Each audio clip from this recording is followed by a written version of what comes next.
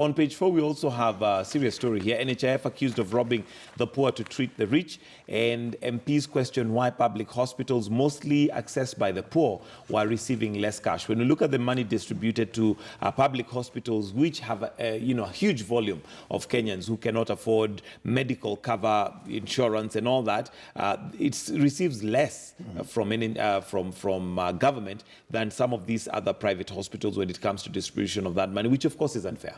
Extremely unfair, because you see the kind of disparity between the monies, like bed rate in public hospitals is about a quarter of what we give private hospitals. And universal health care did not mean when I sit in private hospital I get better deal than my brother who sits in public hospital. Right. I think these need to be even across the board. And by the way, this bed that we are paying 4 times the bed in public hospitals, what does it possess? Does it have some therapeutic kind of massage that people rotate on it and get healed? I think it's a question of that fancy business. And on this matter, I think NHIF need to correct it and have it evened across the board, so that the intention was to pick money and distribute it to have everybody else treated as a Kenyan. And remember, a healthy population is a productive population. And remember, if you have a healthy nation, you're producing. Who are producing? Who are laborers? They know the majority of the Kenyan people. So I think, and if they can't access this, then at least we're making several steps backwards. My suggestion would be that if it's a bed rate, whether it's a hospital or not, because the Panadol in public hospital is the same Panadol, why would we buy a Panadol in Aga Khan, for example, Nairobi or Mata, for 3 times the price we're buying it at Kenyatta? There needs to be some regulation. And for medical care, surely we must not even be crazy with making money. We must be able to look at the service delivery of people and giving it back to them so they can get back good health. What we're saying is it is important that we even out this and uniform treatment, because that body functions the way God made it to function. Absolutely. It doesn't function better because you are a VIP.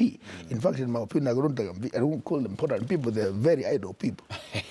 Which probably means they need actually more exercise than healthcare, than anything. Certainly. All right, and that also ties in with the story on page 6. Again, the irony of 63 billion idle medical machines in busy hospitals. Now, the same hospitals we're talking about, I remember not too long ago, we had the government buy machines which, according to county government, they had not approved and had no say in. But these are machines that turned out not to be operational at the county level. And according to the CS, some of the excuses, because I would call them excuses, not reasons, apparently there is no electricity in some of the hospitals. So one wonders, why would the government invest? I mean, who does the thinking for some of these people? Why would you buy equipment and put it in a hospital when the basics are not even taken care of? 1, electricity. 2, people to operate them. My brother, I think it's foolhardy to imagine that we have people in administrative positions that can't even do a feasibility study.